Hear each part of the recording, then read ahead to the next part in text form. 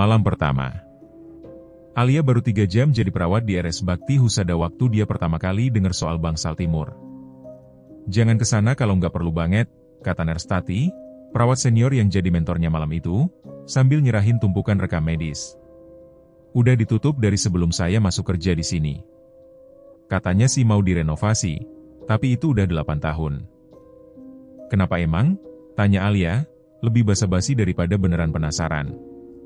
Malam pertamanya penuh sama hal-hal baru yang harus dihafalin, alur bel panggilan, kode-kode di intercom, cara masukin data ke sistem rumah sakit yang rada jadul. Nerstati cuma ngangkat bahu. Gedung tua. Banyak cerita. Kamu bakal denger sendiri lama-lama. Malam itu jalan seperti malam-malam pertama biasanya, canggung, penuh pertanyaan yang Alia takut kedengeran bodoh, dan capek yang nempel di tulang jam 11 malam. Bangsal tempat dia ditempatkan ada di lantai 3, deretan kamar rawat inap kelas menengah, isinya macam-macam pasien. Nenek-nenek pasca operasi katarak, bapak-bapak dengan diabetes yang lukanya nggak kunjung sembuh, dan di ranjang paling ujung, seorang pasien tua bernama Pak Hardi, yang menurut catatan medisnya udah masuk tahap paliatif. Istilah halus buat bilang bahwa perawatan sekarang bukan lagi buat nyembuhin, tapi buat bikin nyaman sampai waktu itu tiba. Dokter Handoko, dokter penanggung jawab Bangsal itu, datang ngecek jam 9 malam, sebelum akhirnya pulang. Beliau salah satu dokter paling senior di rumah sakit itu, dekat masa pensiun, dan dari cara semua orang, perawat, pasien, keluarga pasien negur dia dengan hormat yang lebih dari sekadar formalitas. Alia bisa nebak dia bukan cuma dokter biasa. Dia semacam legenda kecil di rumah sakit itu. Selamat malam pertama, kata dokter Handoko ke Alia sambil lewat, senyumnya hangat, matanya kelihatan capek tapi baik. Kalau ada apa-apa, jangan segan telepon saya. Saya nggak jauh. Pasien di ranjang 7. Malam kedua Alia jaga, seorang pasien di ranjang 7 Bu Aminah, 62 tahun, pasca stroke, kondisi stabil menurut semua catatan, meninggal jam 3 pagi. Nggak ada tanda-tanda sebelumnya. Vital sign-nya normal jam 2, waktu Alia keliling ngecek rutin. Jam 3, alarm monitor jantung Bu Aminah bunyi, garis di layar jadi datar sebelum tim jaga sempat sampai ke ranjangnya. Yang bikin Alia nggak bisa tidur sepulang shift bukan kematiannya sendiri di rumah sakit. Kematian itu bagian dari pekerjaan, sesuatu yang, cepat atau lambat, harus dia terbiasa. Yang bikin dia nggak bisa tidur adalah apa yang diomongin anak Bu Aminah, yang kebetulan lagi nunggu di ruang tunggu waktu ibunya dinyatakan meninggal. Ibu saya, jam 2 tadi, pas saya jenguk sebentar sebelum jam besuk habis, dia bisikin sesuatu. Kata anak itu, matanya bengkak, suaranya kecil. Katanya dia lihat suster berdiri di ujung ranjang. Suster yang bajunya, bukan kayak baju suster sekarang. Suster zaman dulu, katanya. Saya kira dia ngelantur, efek obat. Saya nggak pikir macem-macem. Alia diam aja, nyatet keterangan itu di kepalanya sambil terus kerja seolah biasa aja. Tapi kata-kata itu nempel, kayak duri kecil yang gak bisa dicabut. Pola. Butuh 3 minggu lagi buat Alia sadar itu bukan kejadian sekali doang. Dia mulai nyimpen catatan sendiri, di luar rekam medis resmi diam-diam, karena dia sendiri gak yakin apa yang dia lakuin ini masuk akal atau cuma paranoid orang baru. Tapi polanya, begitu dia mulai nyari, kelihatan jelas banget buat diabaikan. Pasien-pasien yang meninggal secara tenang, tanpa perjuangan, tanpa alarm yang keburu bunyi lama sebelum petugas datang, hampir selalu pasien yang statusnya paliatif atau prognosisnya udah divonis buruk. Dan hampir selalu, dokter Handoko adalah dokter terakhir yang ngecek pasien itu, sendirian, biasanya malam hari, sebelum dia pulang. Dan hampir selalu, entah pasiennya sadar penuh atau setengah sadar, ada yang nyebut lihat suster yang gak ada di jadwal jaga, berdiri diam di ujung ranjang, seragamnya kuno. Alia cerita ke Nerstati, hati-hati, milih kata biar gak kedengeran kayak nuduh siapa-siapa. Nerstati diam lama sebelum jawab.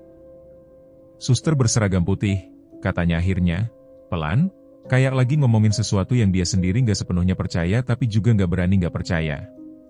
Semua perawat lama di sini tahu ceritanya. Katanya dia suster yang kerja di sini puluhan tahun lalu. Gak ada yang tahu persis apa yang kejadian sama dia. Yang saya dengar, dia mati di Bangsal Timur, di kamar yang sekarang udah ditutup. Suster berseragam putih. Alia pertama kali lihat sendiri 2 minggu setelah itu. Jam 2:30 pagi, koridor bangsal sepi kayak biasa. Cuma suara AC dan langkah kaki sendiri yang kedengeran. Dia lagi jalan ke ruang perawat waktu dia lihat, di ujung koridor, dekat pintu yang nyambung ke bangsal timur yang katanya terkunci permanen sosok berdiri diam, ngadep ke arah pintu itu, kayak lagi nunggu sesuatu. Seragamnya putih, model lama, dengan penutup kepala yang udah nggak dipakai perawat manapun sekarang. Alia berhenti jalan, jantungnya kayak berhenti sesaat. "Permisi," panggilnya, suaranya lebih kecil dari yang dia mau. Sosok itu nggak nengok. Cuma berdiri, punggungnya ngadep Alia, sampai lampu koridor berkedip sekali dan waktu nyala lagi. Sosok itu udah nggak ada. Alia berdiri lama di situ. Napasnya berat, sebelum akhirnya balik ke ruang perawat, nggak cerita ke siapa-siapa malam itu. Takut kedengeran gila. Tapi dia nggak bisa berhenti mikirin satu detail yang baru dia sadar belakangan. Sosok itu berdiri ngadep pintu bangsal timur, bukan ngadep pasien manapun. Seolah dia lagi jagain sesuatu di baliknya. Atau nunggu buat masuk lagi. Oma. Alia nggak pernah cerita ke rekan kerjanya soal satu hal. Kenapa dia milih RS Bakti Husada dari sekian banyak rumah sakit yang nerima lamarannya. Omanya yang meninggal 2 tahun lalu di usia 90, tenang, di rumah, dikelilingi keluarga pernah jadi pasien di rumah sakit ini, puluhan tahun lalu, waktu masih muda. Alia kecil selalu ingat cerita yang diulang-ulang Oma tiap kali mereka lewat daerah itu. Cerita soal malaikat berseragam putih yang nyelamatin dia waktu dia sakit parah, waktu dokter-dokter lain udah nyerah. Kata dokter waktu itu, Oma gak bakal lewat malam itu. Kata Oma, biasanya sambil ngelus rambut Alia, suaranya lembut kayak lagi nyeritain dongeng sebelum tidur. Tapi ada suster, gak tahu namanya siapa, yang jagain Oma semaleman. Mindahin Oma diam-diam ke kamar lain, bilang ke Oma, "Kamu bakal baik-baik aja, saya janji." Paginya, dokter yang tadinya nyerah itu kaget lihat Oma masih hidup. Suster itu udah gak ada. Gak ada yang tahu siapa dia. Gak ada di catatan manapun. Waktu itu Alia kecil pikir itu cuma dongeng biasa. Cara Oma bikin cerita rumah sakit jadi kurang menyeramkan buat cucunya.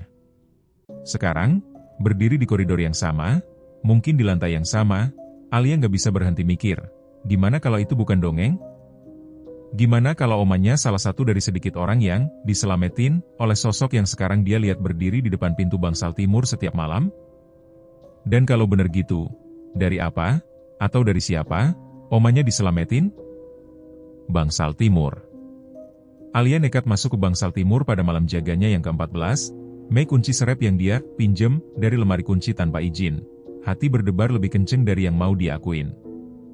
Debu di dalam tebal, udara pengap, beberapa ranjang masih ada, kasurnya udah lapuk, sisa perabotan medis lama teronggok kayak nggak pernah disentuh sejak ditinggalkan.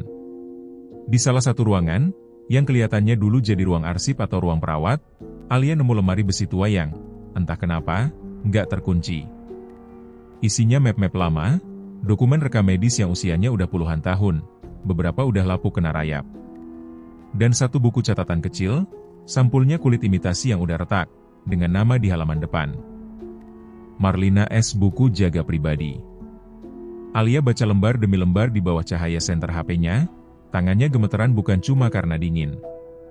Suster Marlina nulis, dengan tulisan yang makin lama makin buru-buru dan kacau di halaman-halaman terakhir, soal kecurigaannya sama dokter senior di bangsalnya waktu itu seorang dokter yang, tulisnya, membantu pasien-pasien yang katanya sudah tidak ada harapan, dengan cara yang tidak pernah dia laporkan, tidak pernah dia minta izin dari keluarga. Marlina nulis dia berhasil menyelamatkan beberapa pasien secara diam-diam, mindahin catatan medis mereka, nyembunyiin mereka dari daftar dokter itu, meski dia tahu resikonya kalau ketahuan. Halaman terakhir cuma tulisan pendek, tangannya udah nggak serapi sebelumnya. Kalau ada yang baca ini, tolong jangan biarkan ini terus terjadi. Saya rasa saya akan dipindah tugaskan, atau lebih buruk. Saya sudah bilang ke pengawas, tapi sepertinya laporan saya hilang. Semoga catatan ini nggak ikut hilang juga. Nggak ada tanggal setelah itu. Menurut arsip yang Alia temuin terpisah, tercatat Suster Marlina meninggal 2 minggu setelah tanggal terakhir di buku itu. Tercatat sebagai kecelakaan kerja, jatuh dari tangga darurat, sendirian, malam hari, nggak ada saksi. Pola yang lebih tua. Alia nggak bisa tidur berhari-hari setelah nemuin buku itu. Dia lanjut nyari, kali ini di arsip resmi rumah sakit yang bisa dia akses lewat sistem. Alasan formalnya buat riset internal akreditasi, alasan yang, untungnya, nggak dicek terlalu ketat sama bagian arsip. Dia nyari nama dokter senior yang disebut, tapi nggak spesifik, di buku catatan Marlina. Yang dia temuin malah sesuatu yang lain, nama dokter Handoko, sebagai residen junior, di departemen yang sama, di tahun yang sama Marlina meninggal. Dokter Handoko waktu itu masih dokter muda, di bawah bimbingan seorang dokter senior bernama Dr. Wibisono Namayang. Waktu Alia cari lebih jauh, ternyata pensiun dini nggak lama setelah kematian Marlina, dan meninggal beberapa tahun kemudian, nggak pernah diusut lebih jauh soal apapun. Potongan-potongannya mulai nyambung, meski Alia berharap nggak nyambung ke arah yang dia takutin. Dr. Wibisono, dokter yang dicurigai Marlina, ngajarin muridnya Handoko muda filosofi yang sama soal membantu pasien yang gak ada harapan, dibungkus istilah kasih sayang, tanpa persetujuan siapa-siapa. Dan Handoko, yang kelihatan begitu dihormati, begitu disayang semua orang di rumah sakit ini, mungkin udah ngelanjutin filosofi itu diam-diam, selama puluhan tahun, jadi kebiasaan yang bahkan dia sendiri udah gak pernah pertanyakan lagi. Alia mikirin omanya. Kalau Oma diselamatin Marlina dari Dr. Wibisono waktu itu, berarti Oma harusnya udah jadi salah satu pasien yang dibantu itu. Berarti Alia, hari ini, ada, hidup, kerja di rumah sakit ini, karena satu perawat yang berani, puluhan tahun lalu, milih nyelamatin satu nyawa diam-diam, dengan resiko nyawanya sendiri. Bagas.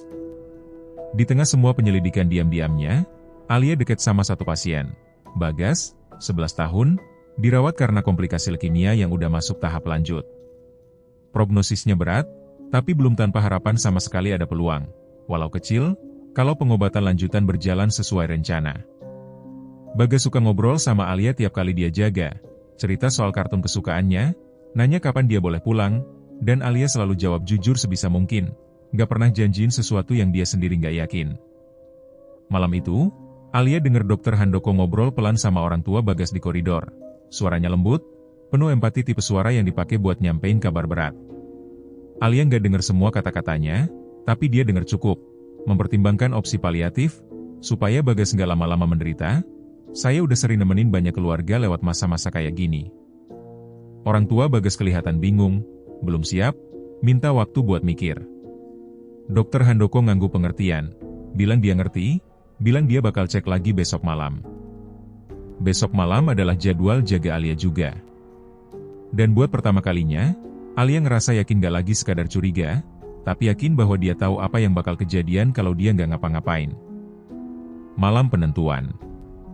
Alia nggak punya bukti yang cukup buat lapor formal, cuma catatan lama, kecurigaan pribadi, dan pola yang mungkin dianggap kebetulan sama siapapun yang nggak percaya. Jadi malam itu, dia mutusin buat jaga di dekat kamar Bagas seketat mungkin. Nyari alasan buat selalu ada di sekitar situ. Jam 1 pagi, Dokter Handoko dateng, sendirian, seperti biasa. Dia kaget lihat Alia masih di situ, ngecek infus Bagas yang sebenarnya nggak butuh dicek lagi. "Kamu belum istirahat?" tanya Dokter Handoko. Nada suaranya masih ramah, tapi ada sesuatu di matanya yang kelihatan lebih hati-hati dari biasanya. "Belum sempat, Dok," jawab Alia, berusaha bikin suaranya senormal mungkin. "Bagas sempat rewel tadi, saya mau mastiin dia udah tenang." Dokter Handoko ngangguk, berdiri di sisi ranjang, ngeliatin Bagas yang lagi tidur. Ada jeda yang lama, canggung, sebelum dia akhirnya ngomong, suaranya turun jadi bisikan. "Kamu udah nemuin buku catatan itu, kan? Di Bangsal Timur." Jantung Alia berhenti. Dia nggak pernah cerita ke siapa-siapa. "Saya lihat kamu ke sana minggu lalu," lanjut Dokter Handoko, masih nggak nengok ke Alia, matanya tetap di Bagas. "Saya nggak marah. Saya cuma capek, Alia.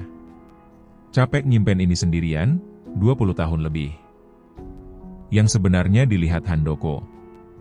Dokter Handoko cerita, malam itu, di bawah cahaya redup lampu kamar Bagas, sesuatu yang bikin semua yang Alia pikir dia tahu jadi kelihatan lebih rumit dan jauh lebih ngeri. "Saya lihat dia juga," kata Dokter Handoko.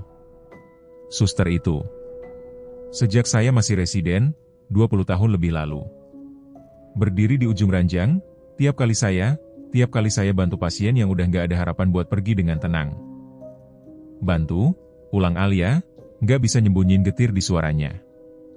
Waktu pertama kali saya lihat dia, lanjut Dr. Handoko, nggak menggubris, saya masih residen, ikut Dr. Wibisono, guru saya. Dr. Wibisono ngajarin saya, kadang, hal paling baik yang bisa kita kasih ke pasien yang penderitaannya udah nggak ada gunanya lagi, ya percepat prosesnya. Dengan tenang. Tanpa buat keluarga mereka nunggu lebih lama dari yang perlu. Itu bukan kasih sayang, Dok. Itu pembunuhan. Dr. Handoko nggak marah dengar itu, cuma kelihatan lelah yang udah mengendap puluhan tahun. Saya tahu kedengerannya gimana sekarang. Tapi waktu itu, tiap kali saya lakuin, suster itu selalu ada, di ujung ranjang, diam, kayak lagi ngawasin. Saya kira dia nyaksin, dan karena dia nggak pernah nyoba nyetop saya, nggak pernah kelihatan marah, saya pikir itu tandanya saya di jalan yang benar. Saya pikir dia merestui. Alia berdiri diam, ngerasa dingin yang jauh lebih dalam dari suhu ruangan ber-AC. Karena dia sendiri udah baca buku catatan Marlina. Dia tahu persis apa yang sebenarnya coba dilakuin Marlina, bukan restuin, tapi berusaha mati-matian buat ngawasin, buat nyari cara nyetop, buat nyelamatin siapapun yang masih bisa dia selamatin diam-diam, dengan kemampuan terbatas yang dia atau apapun yang tersisa dari dia sekarang masih punya. Marlina berdiri di situ bukan buat ngasih restu. Dia berdiri di situ karena itu satu-satunya hal yang masih bisa dia lakuin. Nungguin, berharap seseorang akhirnya ngerti, sebelum semuanya kejadian lagi. Dr. Handoko udah salah baca kehadirannya selama 20 tahun. Dan kesalahan itu, dibungkus niat baik yang dia yakini sepenuh hati, udah makan berapa banyak nyawa yang sebenarnya masih punya kesempatan. Setelahnya, Alia nggak inget persis gimana malam itu berakhir, cuma inget dia berhasil nahan Dr. Handoko buat nggak ngapa-ngapain Bagas malam itu, dengan cara ngomong terus, bikin dia tetap di situ, sampai shift pagi dateng dan ruangan jadi terlalu ramai buat siapapun ngelakuin apapun diam-diam.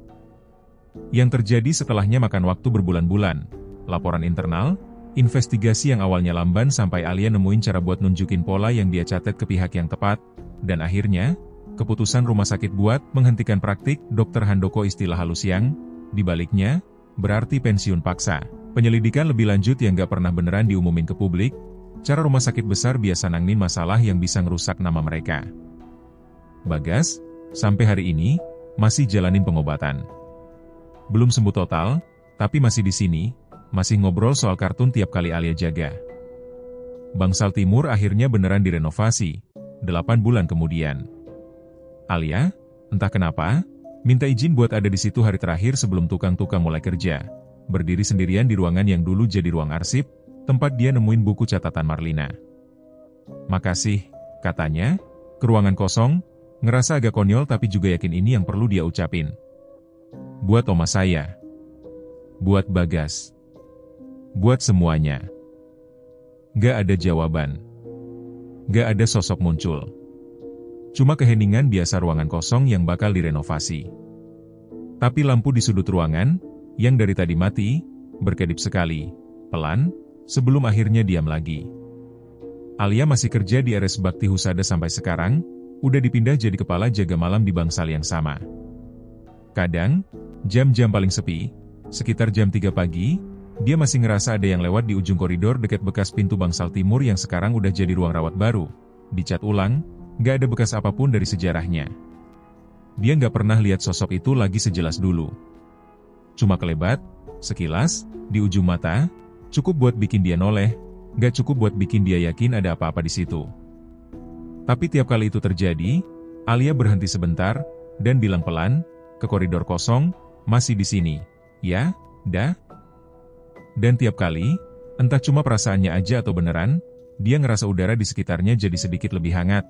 Sebelum dia lanjutin rondanya, ngecek satu persatu pasien yang, malam itu, semuanya baik-baik saja.